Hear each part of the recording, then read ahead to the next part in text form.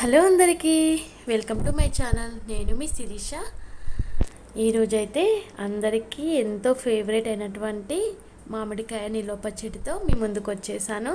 Summer వచ్చేసింది కదా, summer వచ్చాయి, మామిడికాయలు వచ్చాయి. సో ఇంకెందుకు లేటు మామిడికాయ పచ్చడి చేసుకోవడానికి.